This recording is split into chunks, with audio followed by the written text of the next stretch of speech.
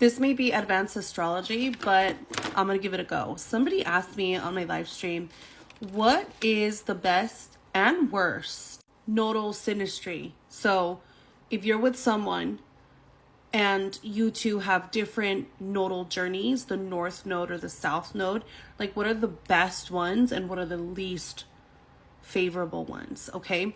And I'm a karmic astrologer, and karmic astrology is heavily based on the nodes of fate or destiny, which is the north node, also known as the true node or me node when you pull it up on like astro.com. So the south node is pretty universal. So what does that look like? So here's what answer I gave them. Okay. Coming in for the worst, in my opinion, I don't want to see it. I'm not in favor of it. I'm going to tell you why. Don't freak out, guys, because this isn't set in stone. Everybody is made differently. But the worst is actually nodal paths that are the same. So if both people have the same nodal journey, doesn't matter which one it is, as long as they're the same, I don't like it. And here's why.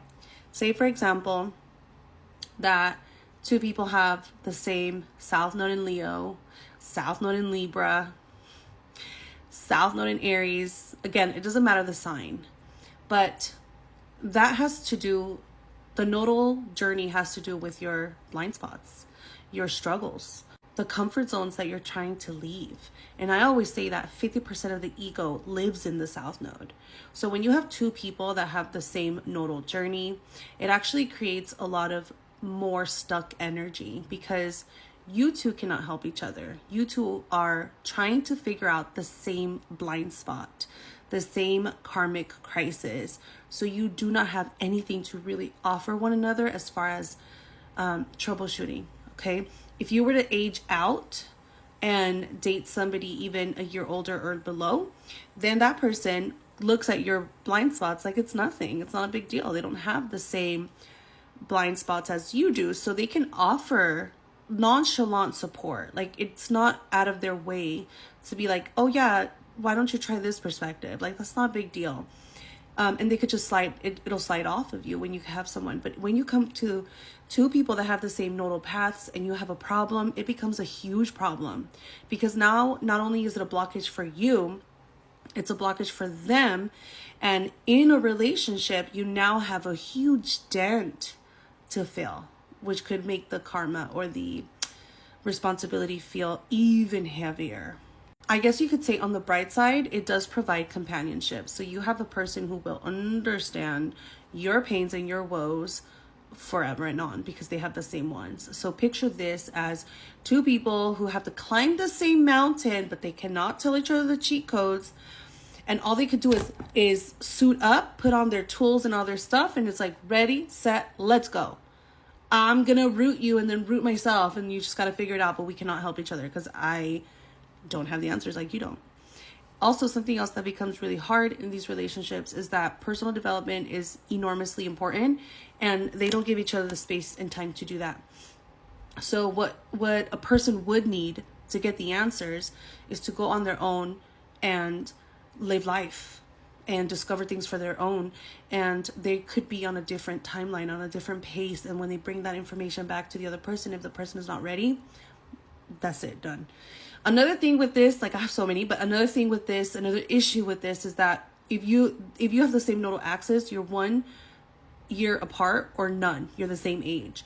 That means doubling down that not only do you have the same south nodes, you also have the same Saturns and the same Chirons for the most part. No bueno. It's karma on top of karma on top of karma on top of karma. And these relationships usually feel really heavy.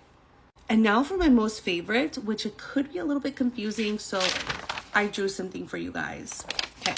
My most favorite nodal synastry is actually opposite ones, opposing ones. So say, for example, somebody has the south node in Leo and the north node in Leo. So now you have two people who are going and swapping.